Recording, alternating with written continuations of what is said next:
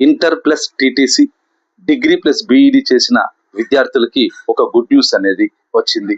ఏపీలో 6,534 academic instructor పోస్టులు విద్యాశాఖలో 2026-27 విద్యా సంవత్సరానికి నియామకం అనేది చేపట్టనున్నారు. దీనిలో స్కూల్ అసిస్టెంట్ 2,937 పోస్టులు, ఎస్జిటిలు 3,597 పోస్టులు ఉన్నాయి. ముఖ్యమైన విషయం ఏంటంటే రాత పరీక్ష అనేది ఉండదు. అభ్యర్థులకు మెరిట్ ఆధారంగా ఎంపిక చేసే విధానం అనేది ఉంటుంది.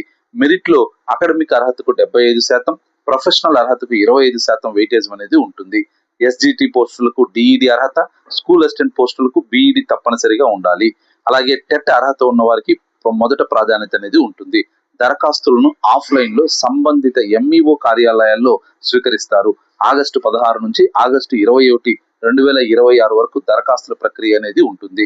స్థానిక అభ్యర్థులకు ప్రాధాన్యత మొట్టమొదటిగా ఉంటుంది. ఈ నియామకం సెప్టెంబర్ 1, 2026 నుంచి ఏప్రిల్ 30, 2027 వరకు అంటే సుమారు 8 నెలలు తాత్కాలిక నియామకంగా ఉండనుంది. ముఖ్యంగా టెట్ ప్లస్ డిఈడి లేదా బిఈడి ఉన్న నిరుద్యోగ అభ్యర్థులు ఈ అవకాశాన్ని మిస్ కాకండి.